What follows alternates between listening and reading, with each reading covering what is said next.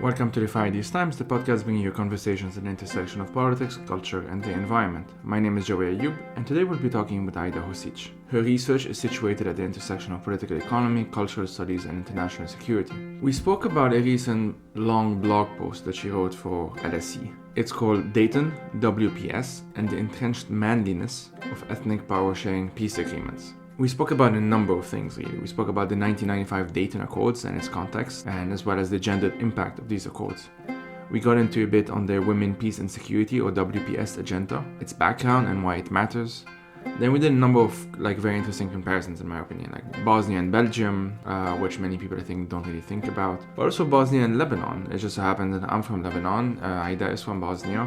And so we found the opportunity to make many interesting comparisons between Sarajevo and Beirut, and also just more broadly speaking between Bosnia and Lebanon, including looking at the ongoing impacts of the Ta'if agreement, the one that officially ended the war in Lebanon, as well as the Dayton Accords in Bosnia. We also kind of got into how Bosnia influenced the 2011 Arab Spring, and especially responses to the Arab Spring. So basically, how have responses to the Bosnian wars and the Bosnian genocides influenced responses to the 2011 Arab Spring, either in the West or in these countries proper? We kind of got into how there are in many ways multiple Syrias just as there are multiple Bosnias. She even got into what we should really mean when we talk about intervention, and looking at the cases of Bosnia, of Rwanda, of Libya, and of Syria. We got into the peace accords as essentially, or the way they have been done thus far, as essentially, quote, appeasing men who have guns, end quote.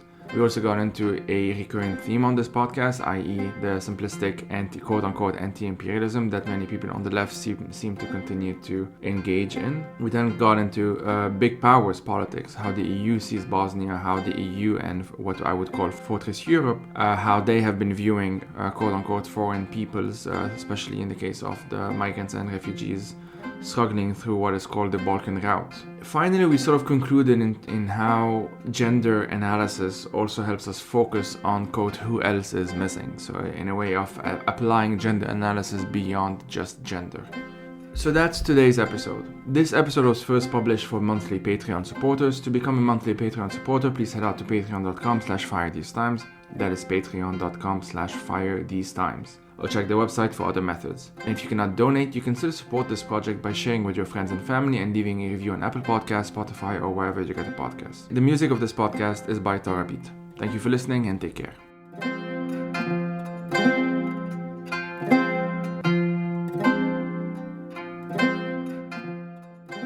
My name is Aida Hozić. I'm an associate professor of international relations and an associate chair of the Department of Political Science at the University of Florida in the United States. I come originally from Sarajevo, Bosnia and Herzegovina. I come from a very ethnically, religiously mixed family, and I have a kind of a similar mix of educational disciplinary backgrounds. I usually write at the intersection of political economy, cultural studies, and international security. And very recently, I wrote a long post for Women, Peace and Security blog at the London School of Economics. The post discussed the entrenched manliness of ethnic power sharing peace agreements, and particularly the Dayton Peace Agreement, which ended the Bosnian War in 1995. And that long post was, I think, the reason why you invited me and why I'm here today. Yes, indeed. So let's start with just some background into the piece. What you argue in it, and if that's okay, I try to have these episodes being kind of self-containing. So for those who don't know much, if you can just provide some historical background of what we're even talking about, so that it doesn't require anyone to be a specialist to follow our conversation. So of course, and I hope this will be clear enough, but if it's not, just kind of interrupt me and ask me for further clarifications. So the post was a feminist reflection on this Dayton Peace Agreement, which was negotiated at the Wright-Patterson Air Force Base in Dayton, Ohio in November of 1995. It was kind of a diplomatic masterpiece of Richard Holbrooke, the US diplomat who passed about a decade ago. This agreement ended the Bosnian War and created a very complex institutional infrastructure, which allowed for power sharing among the three warring parties, which is how the West liked to call the three ethnic groups which were vying for power in Bosnia at the time. Bosnian Muslims, Bosnian Croats, and Bosnian Serbs. They also invited, the US negotiators also invited the leadership of the neighboring countries of Serbia and Croatia as guarantors of peace. There's a lot that's kind of controversial even about the setup of this, kind of who's contesting here for power and how, and who's negotiating peace, because for a number of people, this was not necessarily a civil war between these three quote unquote equal warring parties, but a case of Serbian and to a lesser extent Croatian aggression on Bosnia. Nonetheless, the agreement was praised because it ended the war and because it put to end this kind of extreme and very often just quite monstrous violence that lasted over 4 years. It also was the first agreement that brought any kind of fruition after many unsuccessful attempts to negotiate even a truce in Bosnia and Herzegovina. But it was also controversial because it sealed ethnic kind of territorial gains, which were reached through this monstrous violence, through ethnic cleansing, and through genocide. And then the final point, which is not emphasized often enough, not that there are no other feminist scholars who have already written about it, but it's just not emphasized often enough, is that the peace agreement was negotiated by men and men only. There were no women present there except for Holbrook's wife. Even though violence against women was one of the kind of key strategic features of this war, especially by the Serbs and against the Bosnian Muslim women. So this text that I wrote for Women, Peace and Security blog at the London School of Economics was actually then kind of a feminist critique of this agreement. And my key argument was that the agreement was manly, not just in the composition of its key participants, but also in its main features, which sealed ethnicity as the key factor in Bosnian politics, thus rendering all other possible and overlapping political identities either less salient or outright unrepresentable and invisible. The agreement also favored a very narrow, militarized interpretation of security over issues of social and economic justice, gender equality, or even democracy as such. So my text builds onto an entire library of fantastic works already written about gender in Bosnia, and about gender and post-conflict studies more broadly, as well as onto the numerous policy analysis of the Women, Peace and Security agenda and its implementation. But what may have made this long blog post powerful was kind of a long period of gestation. I sat on this for a very long time. I wrote the first draft after attending a very well-organized conference about the 20th anniversary of the Dayton Agreement held in Dayton, Ohio in 2015. And at that conference, a number of these living participants of negotiations in Dayton came.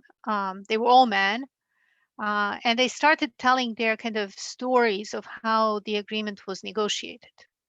And it was the stories that they were telling of like who bought whiskey to whom, who, invited who to dinner, how they jostled power in the corridors, that actually made me fully aware of just how manly that process was.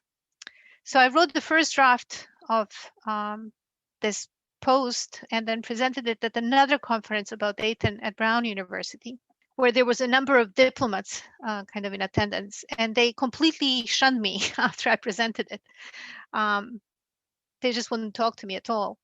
So I waited then for another 5 years for another series of conferences about Dayton, another series of anniversaries.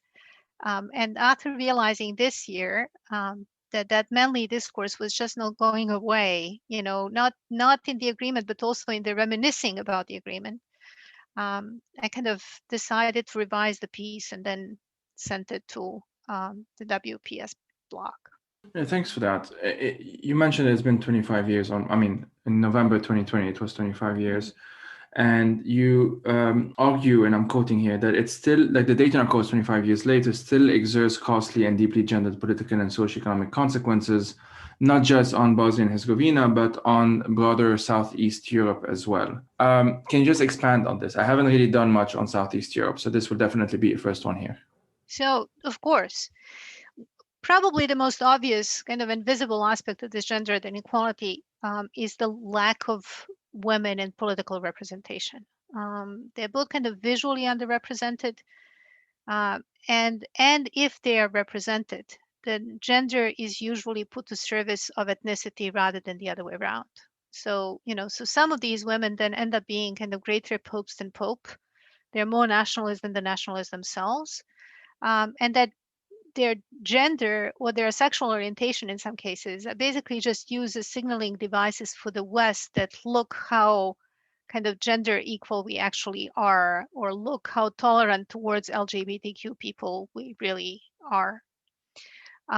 So they don't act upon that gender, and it's really kind of gender, even in terms of its understanding, is then reduced to women only, which no proper gender analysis should ever be. So that's one layer. The other one, something that I have been paying more attention ever since this blog came out, was also the media coverage. And I've been looking at the front pages of newspapers in the region. And it's just absolutely fascinating how very few women you see. Or if you see a woman, it's a model, it's a singer, it's an actress, but there are absolutely no other women in kind of in the media coverage. So women have been rendered kind of visually invisible. I mean, really properly in the region. But what I was more interested in, and what I'm in principle always much more interested in, is kind of the deeper structural, economic, and social aspects of these gendered inequalities. So the total lack of recognition for a kind of incredible invisible labor in care and family care in particular that women are carrying throughout the region. The continued absence of reparation for the victims of violence. The incredible kind of bureaucratic difficulties and obstacles that women who are war widows have and heads of households have if they try to kind of access any help from the state, which is incredibly meager in any case.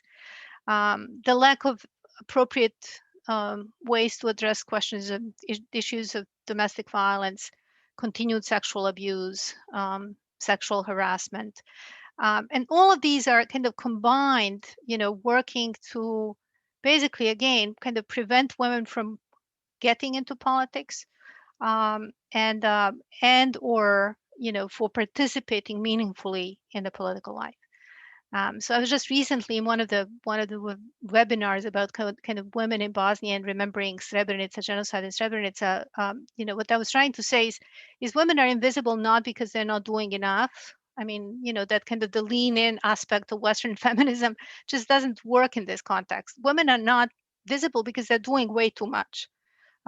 They are carrying such a burden, that actually kind of the question of visibility and appearance is not on their radar. And that works nearly throughout. I mean, it really works throughout the region.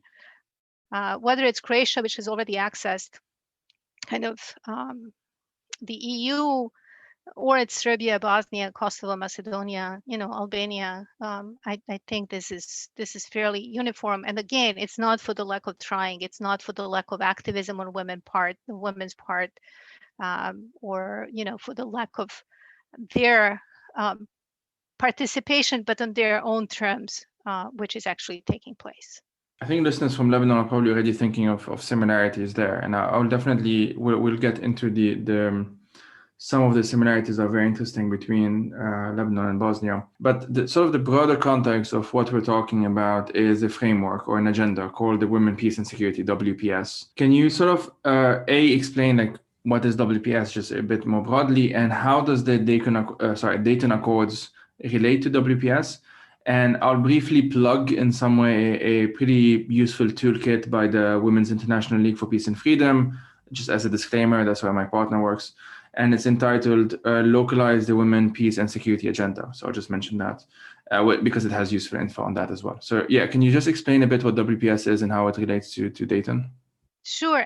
I mean, WLPF, is kind of instrumental to this entire women, peace, and security agenda. It's one of the first women activist organizations that actually started working on questions of peace. So, women, peace, and security agenda is kind of the result of a century, I think, if not more, depends on how we count, of women's activism, which is related to peace and to peace processes. That lobbying, I think, intensified during the 1990s, in part because of the Bosnian and Rwandan genocides and because of the greater visibility of kind of women's suffering and violence against women in these two horrific wars. And so by the end of the 1990s, there was Beijing, obviously also Beijing Conference, which kind of became a big platform for global organizing of women. Um, the women activists have managed to kind of push onto the United Nations Security Council this gendered agenda. And it resulted in a UN Security Council resolution 1325 in 2000. And that resolution basically urged all actors who were involved in peace and peacekeeping processes to increase participation of women and to incorporate gendered perspectives into United Nations peace and security efforts. That resolution then, because of the continued civil society pressure and pressure of women's organizations, led to a series of subsequent resolutions. The creation of this kind of broader women, peace, and security agenda, and then development of national action plans for individual countries on how to implement WPS agenda into their work. The resolution had four main pillars: participation, protection against sexual and gender-based violence, prevention of violence, and then kind of relief and recovery. And so, now 20 years later, where we are is that this women, peace, and security agenda has definitely kind of brought focus onto women, on gender issues, on sexual and gender-based violence in conflicts. But, in its implementation, many activists would argue it actually has not gone that far. So we have women in peacekeeping forces, but has the peacekeeping as an institution changed?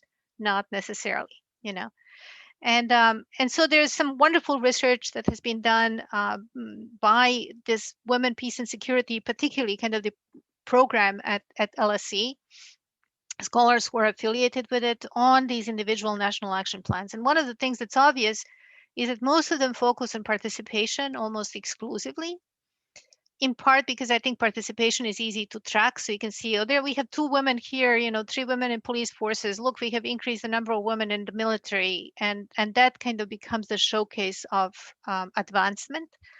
But substantive issues are not tackled and touched. So the promise of WPS, which was to really transform our thinking about both war and peace, is kind of hidden behind this performance of implementation. And that's particularly obvious, I think, in places like Bosnia or perhaps in Lebanon, because that focus on participation, even though it's meager in Bosnia, just basically takes away the focus from any of these deeper structural issues of neglect that I was mentioning before, and kind of profound gendered inequalities. Another thing is, in the piece, you make very interesting comparisons between even Belgium and Bosnia and Herzegovina. The argument that you're making, and I'll ask if that's okay to also expand on that, is that institutionalized ethno-religious divisions have a high human cost. So it's not just a bad idea, very, broadly speaking. Mm-hmm. It actually has a high human cost. And you did cite the COVID-19 pandemic here. Can you sort of explain that? So I turned to Belgium because in current conversations, but particularly I think within the EU, not to mention that Brussels is the seat of it, Belgium is very often used as a kind of a positive example of consociational governments. And so, there's a number of kind of policy makers and think tankers in the EU who would very often drop kind of Belgium and say, well, there's nothing wrong with Bosnia. Just look at Belgium. Look how wonderful you can actually be. And so I did look a little bit more closely then into Belgium, thinking, well, this is not necessarily right.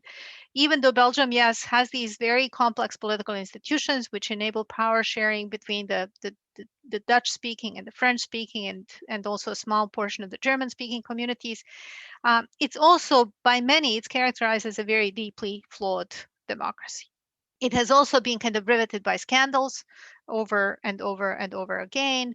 And so I wanted to underscore that these power sharing agreements and consociational agreements can actually kind of create very similar pathologies, whether you're centered in the kind of European metropole or you're somewhere on the periphery.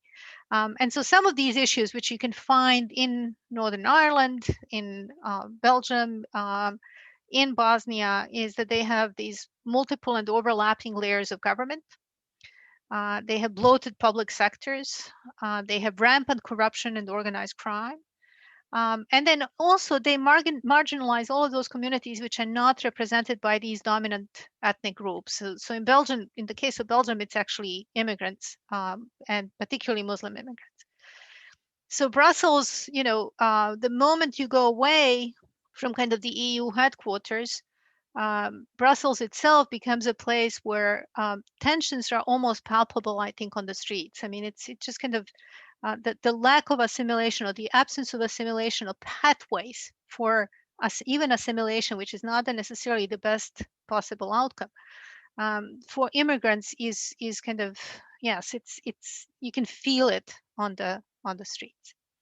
And COVID has dramatized that and kind of made this even more obvious. So over the last 6 months, Bosnia and Brussels have been sharing this kind of totally unenviable statistics in which they have the highest percent of COVID cases per capita, and that they have the highest mortality rate also per capita. And one of the reasons for this is that that they have fragmented public health systems, which just proved to be not sufficiently responsive in times of crisis. They're underfunded and they're very often inaccessible to outsiders, but then also sometimes even to the insiders. And so the situation in Bosnia, Belgium has kind of improved a little bit, even though once again, it's paradoxical almost how high that percentage was, even vis-a-vis Netherlands, which is just next door. In Bosnia, at the moment, the situation is catastrophic. It just really kind of, it's basically Bergamo and New York and combined, with the number of deaths per day in Sarajevo, which was kind of occupied under the war, during the wars in the 1990s, had the longest siege in modern history. More people are dying now per day than they did during the worst days of shelling.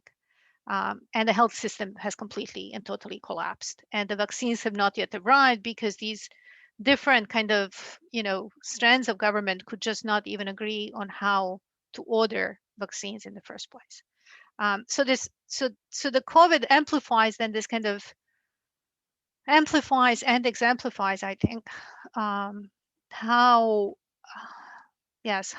costly for ordinary citizens these power sharing agreements can be. I mean, talking about Lebanon, this is what Laleh Khalili was making this kind of similar argument about the ship that exploded in Beirut, where danger hides in the plain sight.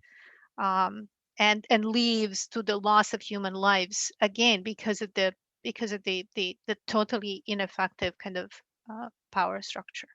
Yeah, indeed, and that's a good transition because I think a lot of people, if those listening from Lebanon, would see the similarities even in the COVID responses in Lebanon. A few days ago, we're recording this on the 22nd of March. A few days ago, the Prime Minister ordered like a batch of vaccine doses to be sent to a specific region in northern Lebanon because that's where he thinks that people are going to vote for him. And so this is it's definitely a big part of the problem, even in the response against COVID. And I really think that I haven't seen that argument being made, although I'm sure someone has, of how the system in Lebanon itself, or what people usually call sectarianism, how it has affected the response against COVID. Because at the end of the day, you sort of need a notion of a public, or notion of a common good, if not a public, a common, to do this. You did expand the comparisons in the piece to Northern Ireland, to Cyprus, to North Macedonia, and of course Lebanon, as other examples of power sharing agreement. And he'll sort of expand on this, on why I think the Lebanon angle anyway is interesting. And of course I can speak to it more than I can speak to the others. Like rather symbolically, we commemorated the 30th anniversary of the signing of the Ta'if Agreement during the October 2019 uprising. That agreement was signed on 22nd of October 1989. I've mentioned, and for those who know, Ta'if is the agreement that ended the Lebanese civil war officially anyway. I've mentioned Ta'if a number of times on this podcast and in other places and stuff, and I will try and also dedicate an entire episode just on it because it's very interesting in how messed up it was and how much it failed almost immediately after being signed. And yet this is still the framework 30 years on. But like suffice it to say, at least for now, that a fundamental flaw in the agreement was the complete lack of any kind of transitional justice. There was just not a mention of what to do with the actual crimes committed, with the actual people who lost their lives, or et cetera, et cetera. In fact, like the warlords that were offered a general amnesty, and the general amnesty came after the Ta'if agreement, was one of the first laws, if not the first law, that the officially post-war parliament signed into existence. Like these warlords have benefited from this amnesty, and 30 years on, they are still in power. A lot of them anyway are still in power. If not them, then it's their male relatives. So two easy examples is the president, he's a former warlord, and the speaker of parliament, he's also a former warlord. The president's son-in-law is the head of his party and the previous, I don't know how, he's technically no longer foreign minister, but it's a bit complicated. And so anyway, so all of this, that these former warlords and the signing of the Ta'if agreement, even the way it was signed and in the context in which it was signed, I won't get into the geopolitics too much, but suffice it to say that in Lebanon itself, the country still had two different military occupations, the Syrian and the Israeli one. The Syrian until 2005, the Israeli one until 2000. And this was obviously not mentioned in the Ta'if agreement because, I mean, Syria is the reason why the Ta'if agreement was signed in the first place. So, like, again, to cut this sort of a long story short, the agreement failed to achieve some of its most basic goals. For example, there was no deadline as to when Syrian troops were supposed to leave, again, because they made the others sign it. So they stayed for 15 years after signing that agreement, after the agreement was signed, sorry. There was no plan as to how to disarm militias. It was just assumed that they will willingly do that because they will have incentives. And of course, we know Hezbollah 30 years on is the most powerful entity in the country. Due to this amnesty law, and this is where the gendered aspect especially comes in, the Lebanese and the Palestinians who were forcibly disappeared during the civil war, I usually call it the Lebanese wars and plural, they were never found. They were never looked for in the first place. And as most of them were men of quote unquote fighting age, which could really be as young as 14 or 15, it has meant that most of their loved ones, the people who turned into the activists, quote unquote, for the disappeared after the end of the war, have been women. And this, I know, is a common story. I can easily think of Bosnia. I can easily think of Argentina, of course, is a famous case of that happening as well. So this perhaps to me is where the gender component comes. I mean, militias in the first place and warlords in the first place, that's already very gendered. But this is one way in which how like deeply entrenched this patriarchal approach is in the context of Lebanon, as indeed in the context of Bosnia, as you explained. And since the quote-unquote end of the war, as during the wars, virtually every single position of power has been occupied by men. And that's not even counting the religious authorities that are, of course, exclusively men, including, and this is the semi-joke, but like the first ever women's affairs minister in Lebanon was also a man.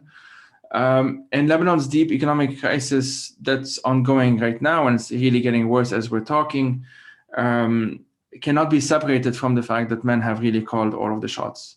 And yet this is still something that is not brought, I mean, it's definitely talked about more in recent years, even in the context of Lebanon, but it's still sort of taken for granted that the people in power are all men.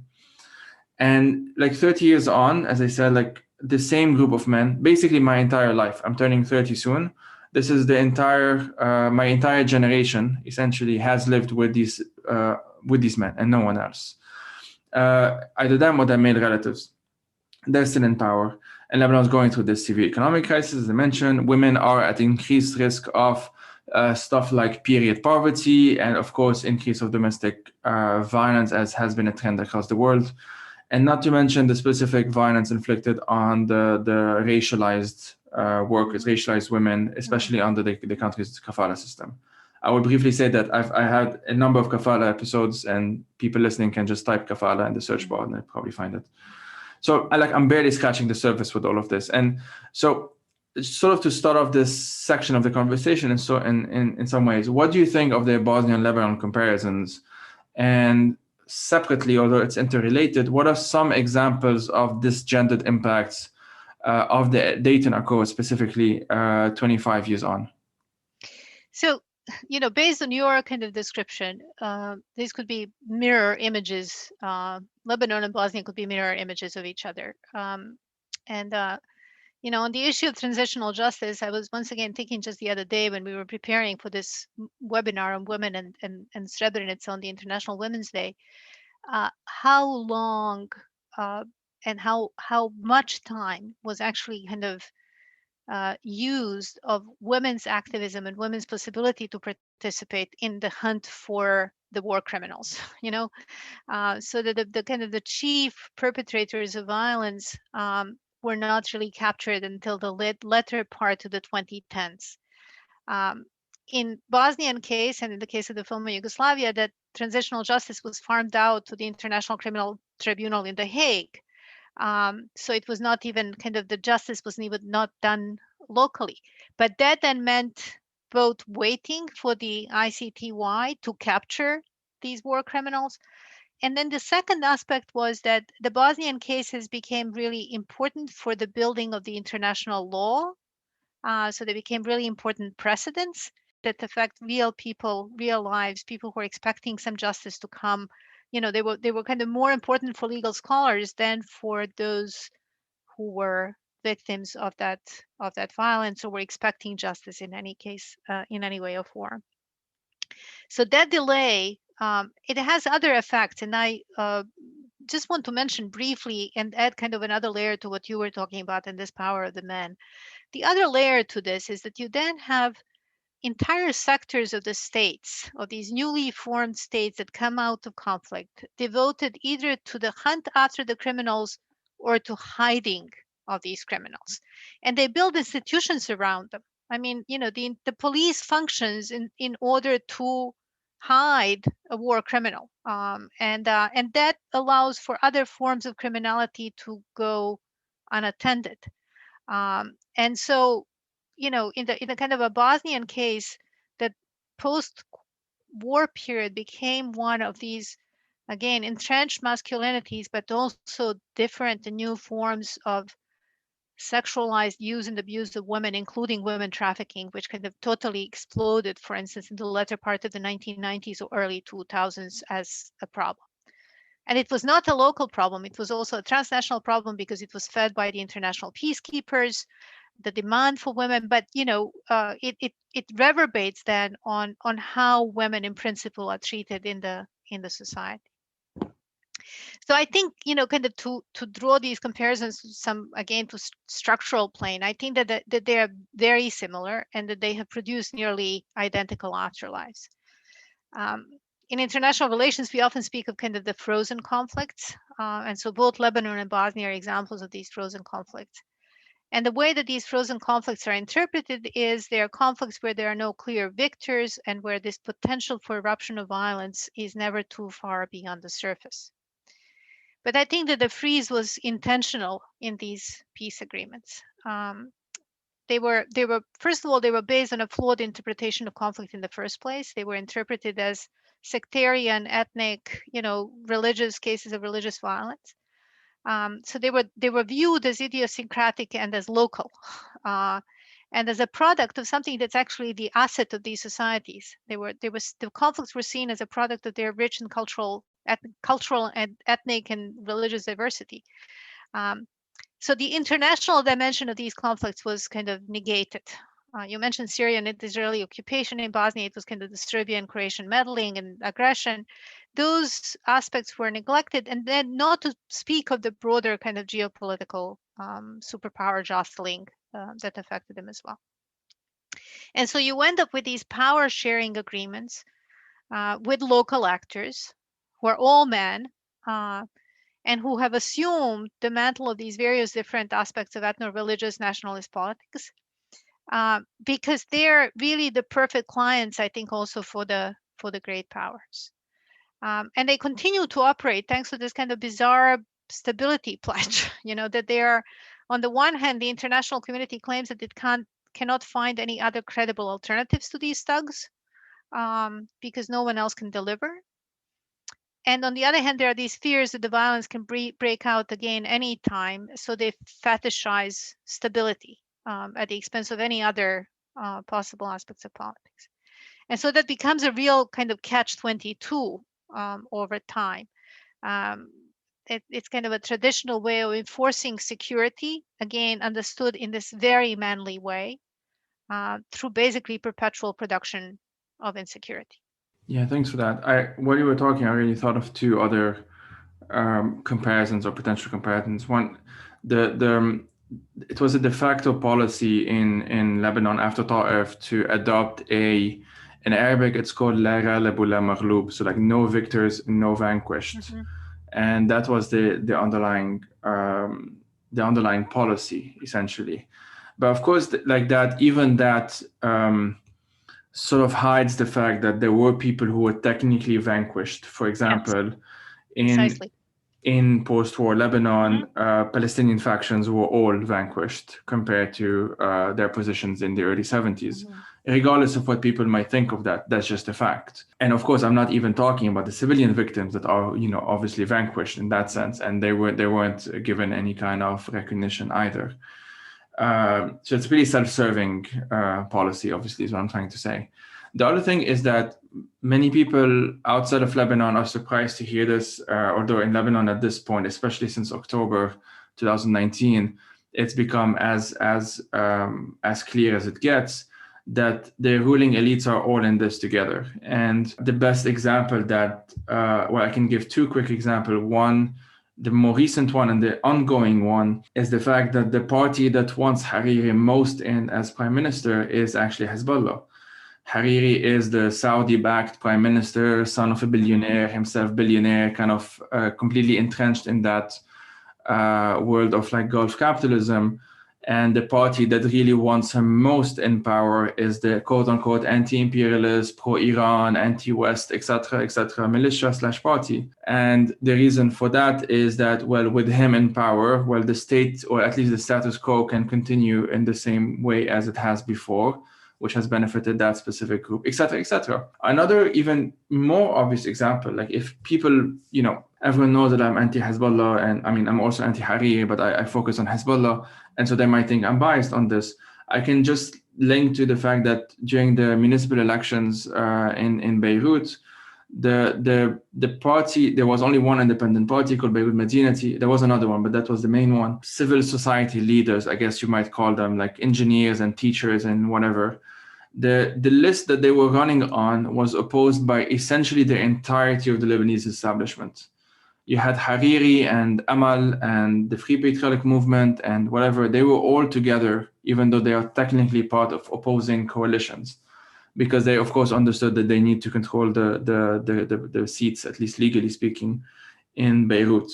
So that's just like two examples of how this works as well. Another very interesting example that you make, and this is something that I sort of knew about, but not in detail, or not as much as I wanted to, is the impact of the Dayton Accords on the 2011 Arab Spring, at least in as far as Western governments were concerned. And here I'll read from your write-up on this. Quote, "Many US politicians, including President Joseph Biden, diplomats and academics, have created effective links with Bosnia and the Balkans, which now serve as formative experiences for their research / practice and the lens through which they observe other global conflicts." So it was Bosnia, which apparently loomed behind the US and the UK's decisions to intervene in Libya in 2011, but also behind Western indecision to decisively aid opposition forces in Syria, when President Obama famously said that, quote, "former farmers or pharmacists or teachers," end quote, "were not hardened enough as fighters to be credible and therefore worthy of US support," end quote. So the Libya one, I think, link is sort of more, not more well understood, but in the sense that people who opposed intervention in Kosovo, let's say, tend to oppose intervention in Libya. The kind of the same chorus of opinions more or less fall in line on this. Whereas in Syria, which is problematic, don't get me wrong, but whereas in Syria, the link, I think, isn't really well understood, despite the fact that it's been 10 years now. And at least I haven't really come across that many nuanced takes when it comes to this. The attitude that Obama had, which is pretty well known in my, let's say, my circles, but still surprises a lot of people who probably still believe that America just intervened in Syria to, kind of this anti-imperialist mythology when it comes to Syria. That Obama's attitude towards Syrian rebels is often ignored, as I said, in these debates around anti-imperialism, etc., etc. It is basically assumed that they just intervened, and it's basically that they did in Syria what they did in Libya. Again, regardless of what people think of what happened in Libya, I'm just trying to be nuanced here. What I'm trying to get at is that, we might argue, and I think accurately so, that there are multiple Syrias in the way Syria is thought about, just as there are multiple Bosnias. You described the Bosnia of many US politicians. So that's the one I'm a bit more familiar with just by watching a bunch of movies on Sarajevo. And that's a very distinct idea, that Bosnia, let's say. There's also the Dayton of the Bosnian political elites, or we might say the Bosnia of Bosnian political elites. And here I can definitely compare it to the Ta'if of these Lebanese political elites compared to the Ta'if of ordinary civilians in Lebanon, Lebanese or non-Lebanese for that matter. There's, of course, also the Bosnia of ultranationalists, Serbian ultranationalists, for example, or the Bosnia of some segments of these authoritarians that I sometimes focus on, whether on the left or especially on the far right, who both erase any kind of native agency in favor of, ideological posturing. So I didn't even have much of a question here. I just wanted to see if you wanted to jump in on this and what are your thoughts on it? Yeah, let me first start by clarifying one aspect of the kind of Bosnia quote unquote intervention, though I will very quickly dismantle that idea that there was an intervention in Bosnia. But that Bosnia, when it's used in these US diplomatic circles as an example of something, it's used as an example of quote unquote coercive diplomacy or muscular intervention. And what they really mean by that is that diplomacy cannot work unless and until it's backed by force. Okay, so that's why you need a couple of planes and a few bombs, and the threat of possibly kind of bringing in American troops to persuade someone like Milosevic to sign a Dayton peace agreement. And so it's that duality which played itself, I think, in the Libyan and the Syrian case. In the Libyan case, even though that intervention took place mostly because of French insistence, so it was not necessarily led by Americans themselves. But once again, the idea there was like, well, we will use the force to support the opposition before we have a massacre and the genocide in our hands, and then we can negotiate. It turned into something else. In Syria, that did not necessarily happen in this kind of a prescribed way, precisely because Obama never trusted, quote unquote, the rebels. They were either thugs that you can't figure out who they are, or they were these intellectuals who were not necessarily credible as someone that you can deliver the force with. And so that's where Bosnia kind of loomed in the background of these decisions. Like it was we cannot really do that in Syria because we cannot have that credible force and because we don't have basically credible thugs on the ground to deal with. But to the other aspect of your question, and I may ramble a little bit and may go on a little bit here, because I find that question really I find the non-question really interesting. So I'll probably respond by saying that yes, I think that there are multiple Bosnians, obviously, and that there are also multiple Syrias and that there are multiple Libyas.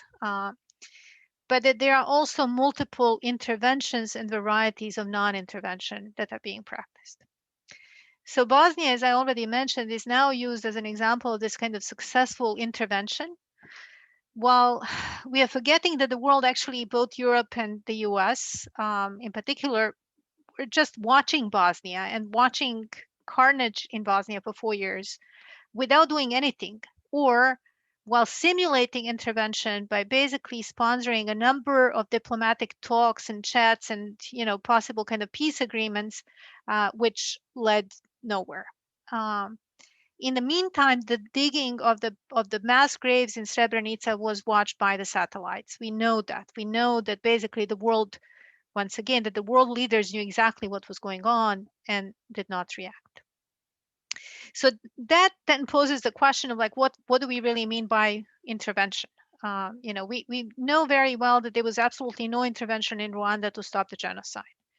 But Belgian troops and the UN, under the flag of the UN, were actually there. There was also outside support for the Operation Turquoise, which preceded the genocide. There was diplomatic intervention by the outside powers in the negotiations of the Arusha peace agreement. So when did intervention happen or not happen in Rwanda? Or in Libya? Was the intervention just the NATO bombing? Or was the intervention the chase after Gaddafi and his sons after the intervention? Do we think that intervention is happening only when the US or the EU or NATO are intervening?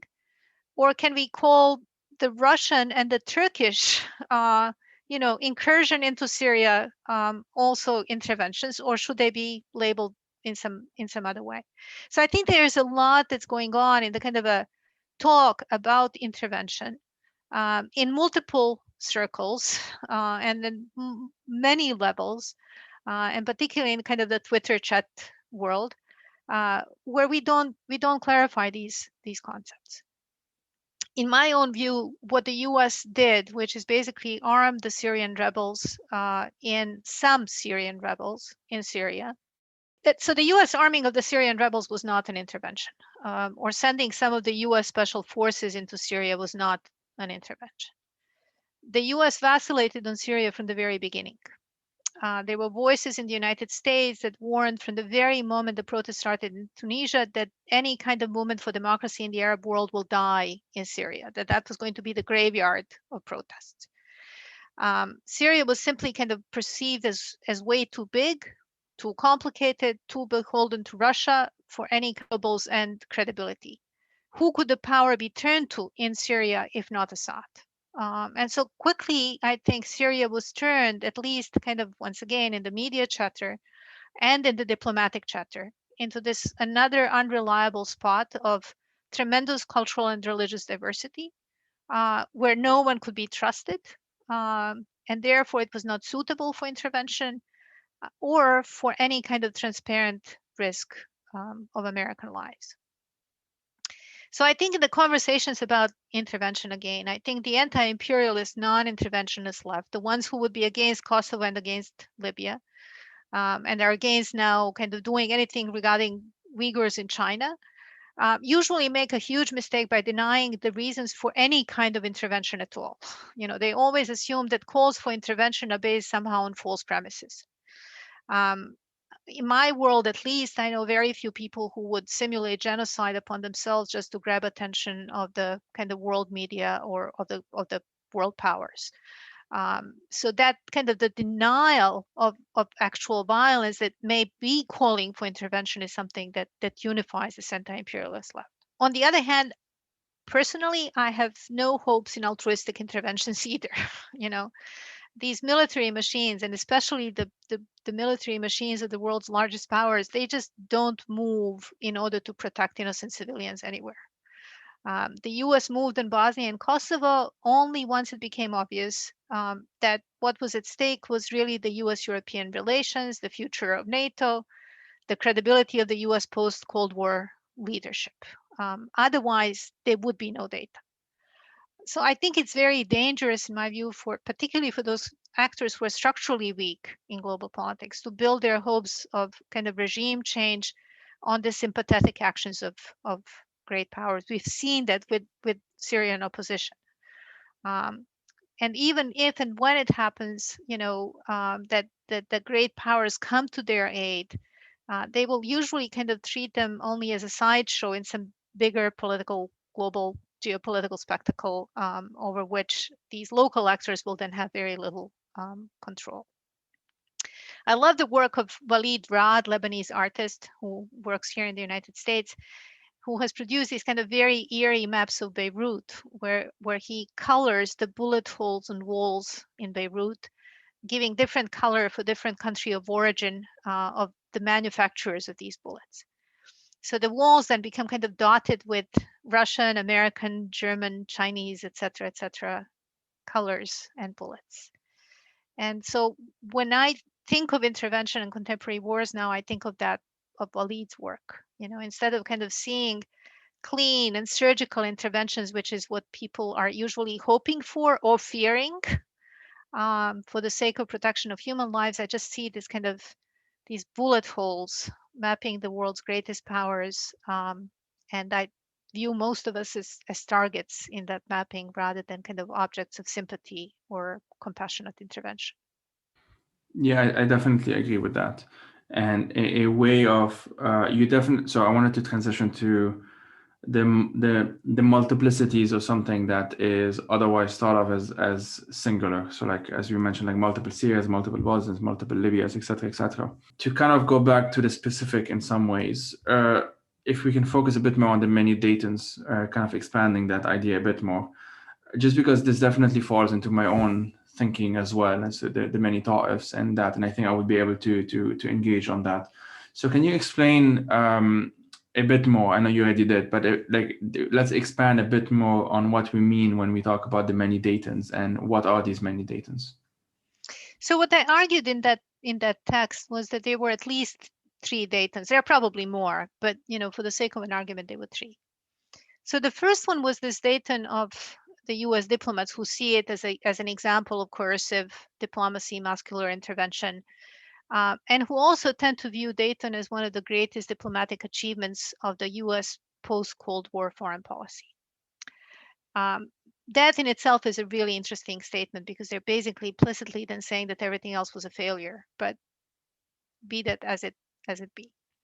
The second Dayton, which I described, was the Dayton of the Bosnian political elites who perpetuate fear and insecurity in order to keep themselves in power. And they need each other in that game, just like you were describing with Hezbollah and Hariri. And then the third Dayton is the one of kind of everyday life in Bosnia, which I think probably can be described as just muddling through, or as I suggested earlier in relation to COVID, as an absolute tragedy. But what's probably most interesting and important here is the symbiotic relation between the first 2 Daytons, the kind of the world of US and EU diplomats, I think, and the local elites, and the way in which they sustain each other in that game and in the power, while simultaneously kind of excluding everyone else. Yeah, and so what I kind of wanted to do before moving on to the next question is just think out loud of how this can actually apply to the Lebanese case, because I can easily argue that there is a ta'if of the diplomats or the politicians, and pre-2005, when the Syrian army was forced out of Lebanon, the Syrian revolution after the assassination of Hariri, the father of the current Hariri. Pre-2005, this would have been the ta'if of Syria and Europe, for example. People tend to forget now that France, for example, was on pretty good terms with the Assads. Just as, I should say, like Berlusconi and Gaddafi were very close, etc., etc. So that would be one ta'if. But then there's also the ta'if of that political elite that in Lebanon that benefited from this, what some people call Pax Syriana, after in the 90s up until 2005. And this includes, as I said, Hariri, who was actually close to the regime before falling out with them, which ended up with his assassination in 2005. But then, and this is where I will transition to the next question, there is a ta'if of just ordinary people in Lebanon. So some of the obvious examples I mentioned before is just the families and the activists who are in that who work with that cause of, like, quote unquote, the disappeared. Ghassan Halwani, who is a Lebanese director, himself, the son, like his father was one of those forcibly disappeared in Lebanon, one of the communists who were forcibly disappeared. He described to me, and I might interview him as well on the podcast, how the cause of the disappeared has been sort of depoliticized on purpose to fit this post-Ta'if status quo, just to use one example off the top of my head. But the way it affects civilians is very different from the way it was perceived by essentially those at the top, whether locally or regionally. And in the case of Lebanon as well, they are definitely much more similar, these two, than they are to the third one, the one how it affects most other people. So in the context of Bosnia and Herzegovina, the Dayton Accords mentions the so-called three constitutional peoples of Bosnia and Herzegovina. So Bosniaks, Serbs, and Croats. But it may, and here, here I'm quoting you, I should forgot to say, but it made no mention of issues that are, quote, traditionally viewed as feminine and are particularly acute in post-conflict spaces. Education, healthcare, and again, all of this I can apply to Lebanon as well.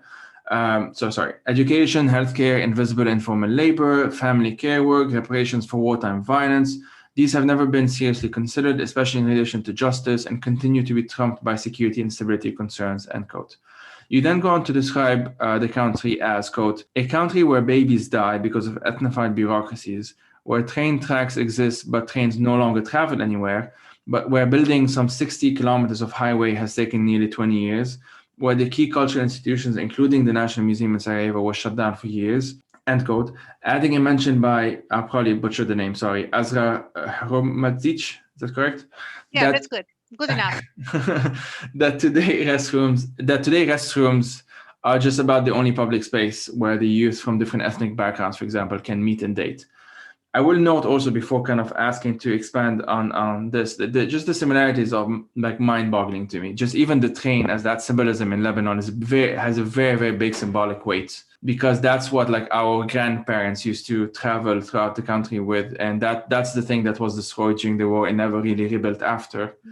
And there are some train tracks, and you have some those abandoned train stations that are sort of this, in some ways, a cultural spot as well at this point, especially among activists. I would also, like, the example of the restrooms, it's pretty much this. In Lebanon, you don't have benches, you don't have public parks, spaces in general. So the place where if you are from a very homogeneous community, would go to meet other people would be like the mall or restaurants, cinemas, cafes, which aren't obviously public spaces, but they can operate in that in those contexts. So can we expand just a bit, I guess more broadly, on how this gendered patriarchal approach has impacted ordinary civilians in Bosnia and Herzegovina? So let me try just by kind of illustrating a little further the trains and the restrooms, building upon what you just said. In Bosnia, one of the key reasons why people would travel by train before would be to take the train and go down to the coast, to go to the beach, go to the Adriatic Sea. And now, it's really kind of, it's tragic to me to know that children are growing up who have never seen a train. I mean, they just don't even know what the train looks like. Same for Lebanon, yeah. And Azra's story about these restrooms is in her book, about which basically focuses its ethnographic work on a high school in Mostar, which is in southern Bosnia and Herzegovina. And the high school itself is divided between the kind of a Croat and the Bosnian Muslim kids population. And apparently it was, the schoolmasters have done such a fabulous job that children would go to classes and attend school in such a way that they don't even encounter each other in the corridors. And but the restrooms are still common, and they have breaks at the same time. And so what happens is that during the breaks, teenagers go to these restrooms to meet and to date and to flirt and to smoke and, kind of exchange life stories, but they don't really use restrooms. I mean, they have gotten this to the point of science where they would actually ask to go out to use the restroom during the class, because then there's no one there, but they would not break that pressure moment of interaction that they have. And she's done a fabulous work in terms of kind of asking and getting the information from the kids of how far they would go in that flirting. Would they sometimes date, but many of them are now afraid of getting married because they don't want to complicate lives for their children. And so something that was 20 years ago a completely normal thing, of kind of ethnic mixed marriages. There were over 35% of them in Bosnia before the war. There are basically none now. And so that kind of the restrooms are both symbolic and at actual places of multi-ethnic encounter. But I think on a different level now, I mean, I think probably since one of the kind of the thing which looms here in the background, since Dayton was very much like the Taif Agreement about securing a military stalemate. I mean, this is really what these agreements were all about. The emphasis was both in negotiations and then in the aftermath on appeasing men who held guns.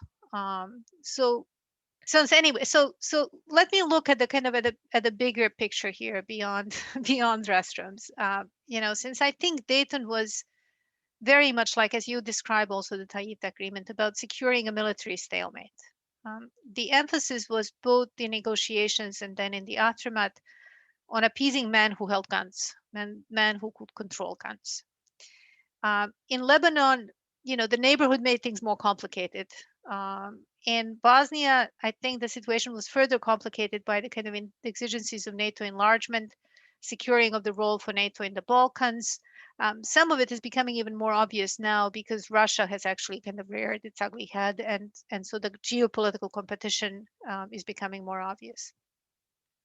So these mundane, or as we would now call them, human security issues, which are actually the ones which are most important for ordinary citizens, such as education, healthcare, justice even, all of that was pushed aside.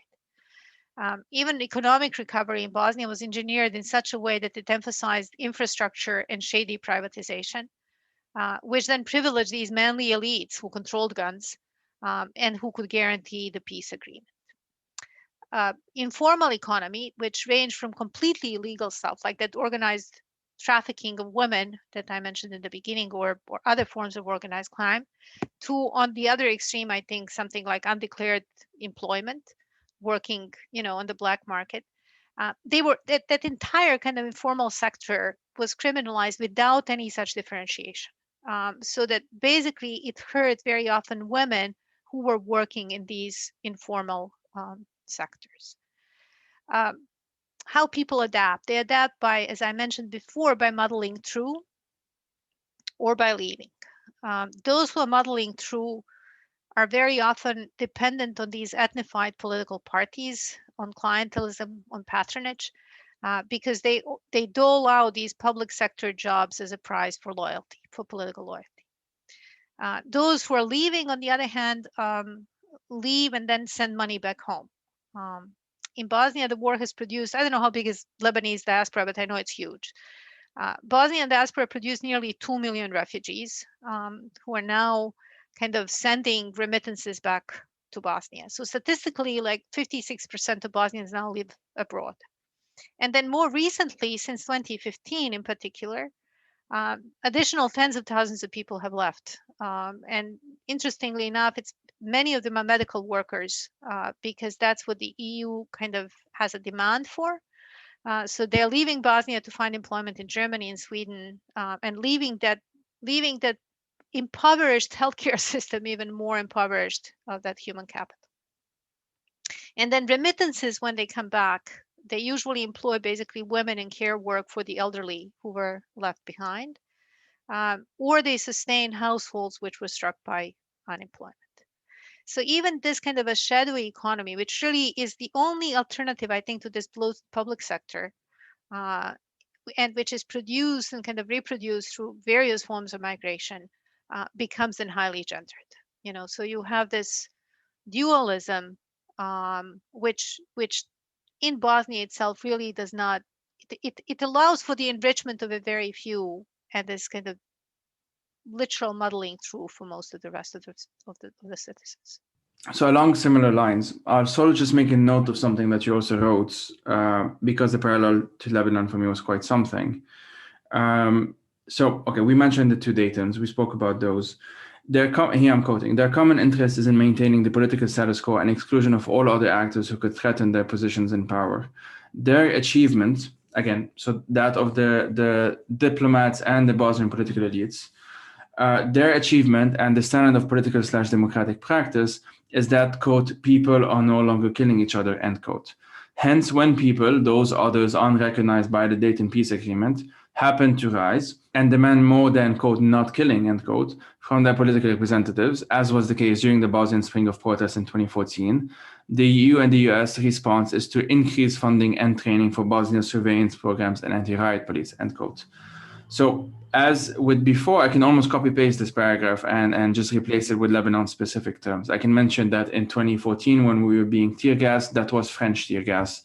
A month later, when Trump unlocked $100 million of military assistance to the Lebanese state and to the Lebanese army, that was just a month after the crackdowns against those very protesters happened. And this, for people who have this very simplistic geopolitical understanding of Lebanon, for example, they might be surprised that this is happening, that $100 million are going to a state that includes Hezbollah from the Americans, for example.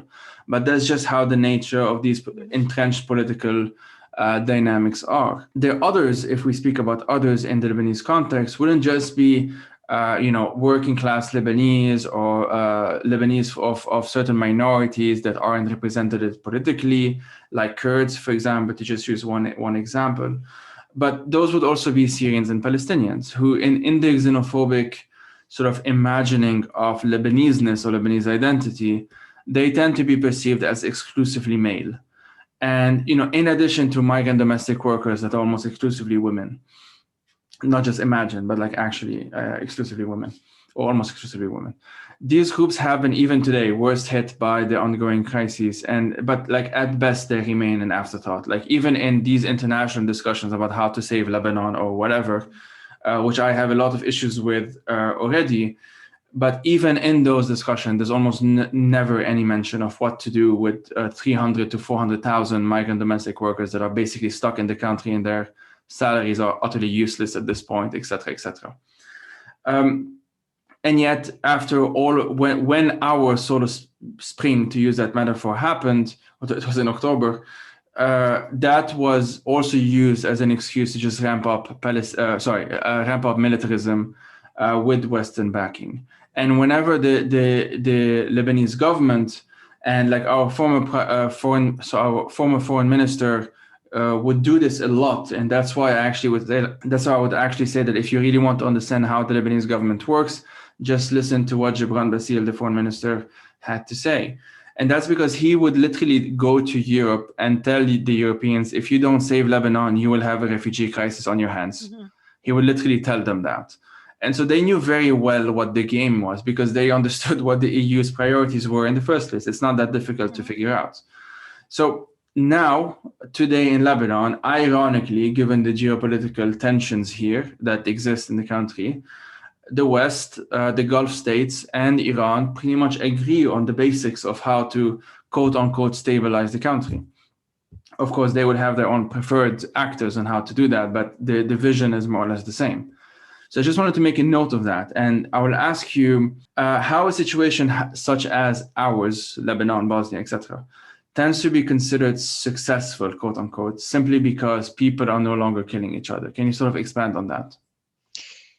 Let me respond in two ways. Once again, let me kind of respond by directly responding to this very similar kind of situation, which is now developing in Bosnia with migrants and refugees who are traveling through Bosnia on a quote unquote the Balkan route to the EU. And where Bosnia, Bosnia is kind of a mini Turkey now, because it's the last buffer before the entrance into the EU, before kind of reaching Croatia and then entering into European Union, where thousands and thousands of migrants get stuck. And so European Union is sending money to Bosnia to kind of keep these migrants within its own borders. And one of our really incredibly brave colleagues, journalist Nijara Ahmetašević, has been working as an activist with refugees, but also kind of writing about them a lot. There was just a presentation the other day at Columbia University where she showed these photographs of what the camps, look like for refugees and migrants that are paid for by European Union. And as a survivor of the Bosnian War, she's basically saying this is the equivalent of concentration camps that we had in Bosnia during the war. And I'm not using that word lightly. And the migrants and the refugees in the current constellation of power, where you only have Serbs and Muslims and the Croats who are negotiating over power, much like The Romas were kind of local population, much like the Jews, who are, one of the constitutive peoples of Bosnia, not by constitution, but in terms of legacies and historical contribution to Bosnia. And then, still thousands of others who don't belong to any of these ethnic groups. But in terms of these kind of negotiations and the wrangling of the world and the cohabitation and symbiotics between the international and domestic, many years ago, I was actually planning to write on how conflict and post-conflict spaces are now being transformed into unwanted colonies. They in the contemporary international system. They're really not perceived as worthy of a full-fledged colonial effort, not even of the violence, colonial violence. Instead, they kind of linger in this legal Netherland with semi-sovereign governments or as protectorates like Bosnia and Kosovo until recently. And they're guarded only insofar and only as much so that they don't start new wars, because that's kind of the only reason why they exist.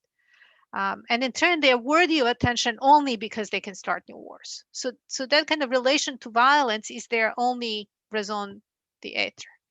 And elites in those places have now learned very well how to extract favors from these outside sponsors that they have by keeping that possibility of violence alive at all times. They basically have very little else that they can offer or trade except for the threat of new war. And then on the other hand, for their part, these outside sponsors use these areas now as kind of bargaining chips on the shifting geopolitical maps.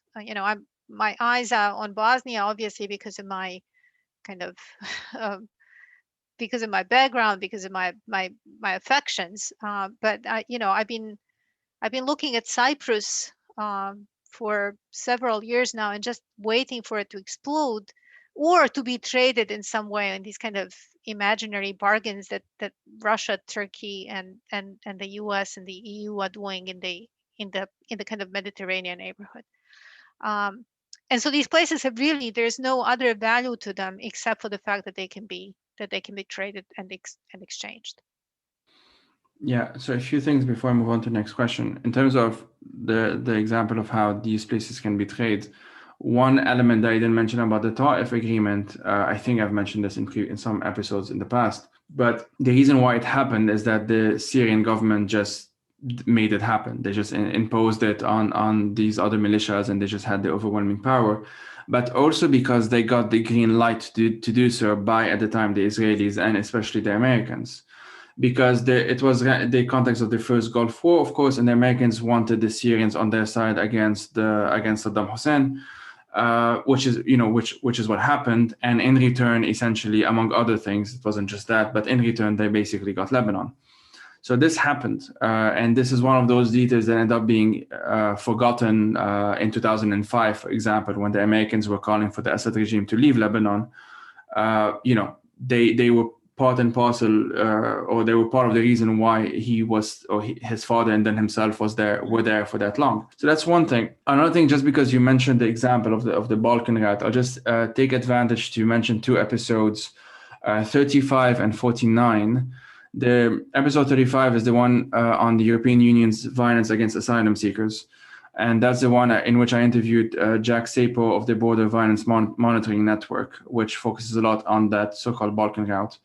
The second one is on the Moria camp, the one that, of course, burned down a few months ago. I interviewed Riaz Al-Jundi, who's the Syrian British activist who would go to Moria a lot to help us activists there. And I had interviewed him soon after he had come back after the fire. So that's one context. And I will also interview the Border Violence Monitoring Network, those same people, because recently they published a pretty massive volume called The Black Book of Pushbacks, which they actually even presented to the EU, or at least I think it was sponsored by a couple of EU, I think the Greens or something parties. People can look that up. I'm not entirely sure. But it's a massive, massive book. It's on my way. I don't have it yet, but it's like 1,500 pages long. It's two parts. There's two sections of it. And it documents the horrific, and here I'm quoting, the violence suffered by over 12,000 people at the hands of authorities on the EU's external borders, so in that so-called Balkan route. So this is a pretty massive problem. Of course, Turkey, as you mentioned, like Bosnia being mini Turkey. Turkey is notoriously had that deal with the EU to essentially trade. I don't know how you might call it, but essentially trade the lives of refugees for cooperation, or for we'll just keep them here if you shut up about other stuff, essentially. Exactly. So I will, before entering the kind of the book section, in the comments to my last question, in the comments to your piece on LSE's website, and of course all of this I will link it in the description, you replied to a question by a person named Rachel, and if that's okay, I'll just re-ask it here because I found it very interesting, both the question and the answer.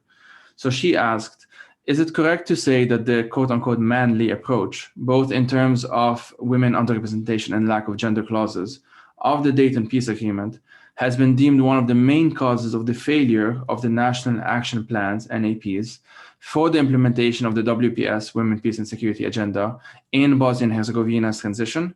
And so that was the question. And would you mind just repeating sort of your response and expanding a bit on it?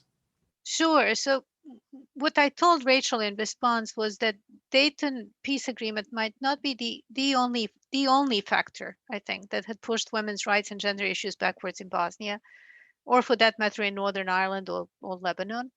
But it probably is and was and is the most important institutional barrier for any other kind of politics except for ethnic politics. Okay. So it basically precludes any other kinds of political identities that can come to the fore, and that then includes any kind of politics that's attentive to gender equality. And then vice versa, and then this is probably the most important aspect of what I wrote, which I would like to underline here at the end. It is really by using this kind of gendered lens in the analysis that we can more easily see all other limitations that these power sharing agreements pose to political life. I mean, if we do that traditional kind of where are the women, and we realize how absent women are from this kind of public life and political life in these power sharing societies, that then enables us to see who else is missing and how many others are missing.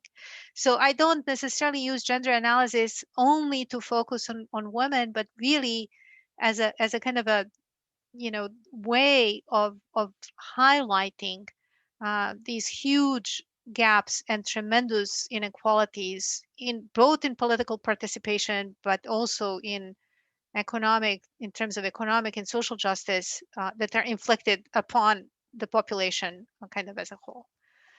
So I think once we recognize then how unrepresented women are, we can see how exclusionary by their very nature these power sharing agreements are in consociational politics, while at the same time they do their best to kind of simulate inclusion and equitable division of power.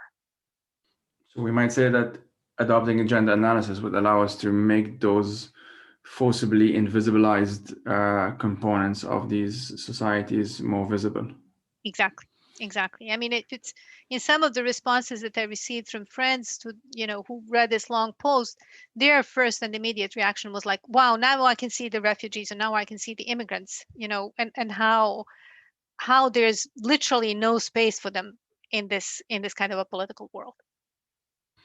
All right. Well, on that note, let's sort of enter the book section, if that's okay. What are 3 books that you would recommend, and why? So one of the key things that I think, as I was preparing for the podcast, I was thinking like, well, what motivates me? What kind of books do I like, and why? And I think the key issue that I'm fascinated by in all of my work is kind of the ways in which power hides and obscures its workings. Like, how does the power actually make itself also, less visible? And so the 3 books that I would recommend, they're very different, but all I think speak to that issue. The first one, which I just recently kind of taught in my graduate seminar, is a book by Margaret Feitlowitz, which is called The Lexicon of Terror, and it's about Argentina, and it's about language and discourse it's also a harrowing book. It's very difficult to read it, but you can't stop reading it. And again, I think since I could recognize Serbia in it and Croatia and Bosnia, I'm absolutely sure that you would recognize Lebanon in it.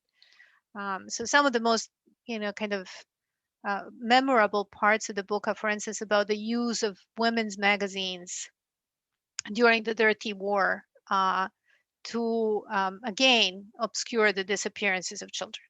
And the way in which the regime kind of needled mothers and spoke to mothers in such a way that they would feel responsible for raising these subversive children, so that basically it's not the violence of the state in killing the young people who are for no reason deemed as subversive, but the mothers would then kind of assume that responsibility upon themselves, or be pinpointed by the regime as being responsible because they brought up children who were traitors.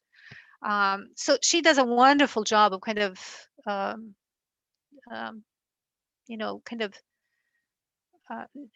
creating the texture of discourse and violence, and the way in which the regime hid its worst kind of atrocities from the people. The second book, which I love, and I was reading it a lot and rereading it and hoped that I would be writing about it during the Trump years in the United States, is Mikhail Bulgakov's novel called Master and Margarita,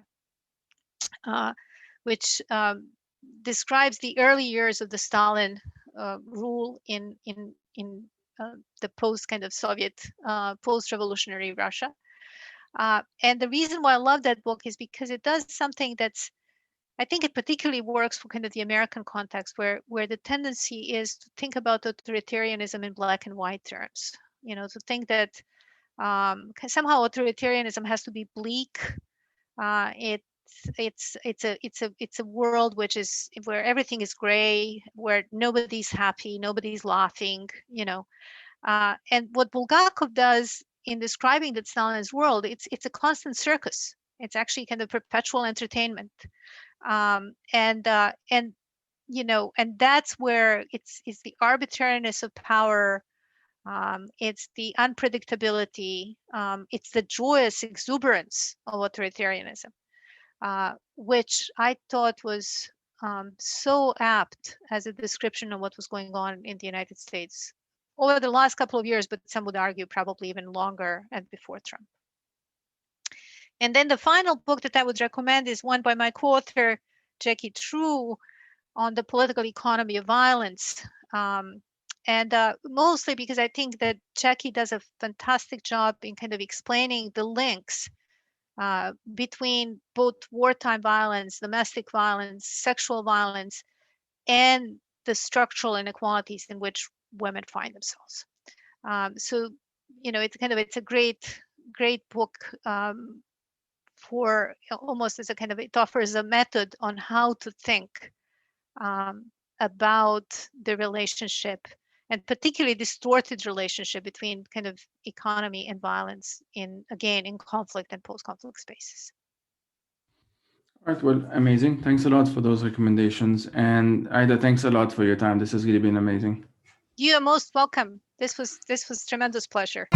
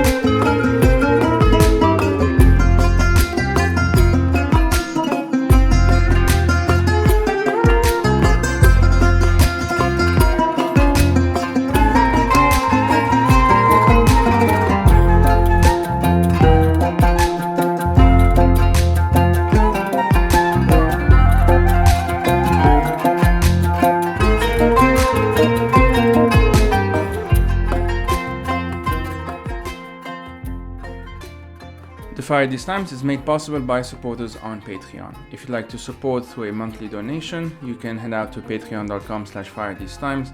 And if you want to explore other options, you can do so by checking out the website.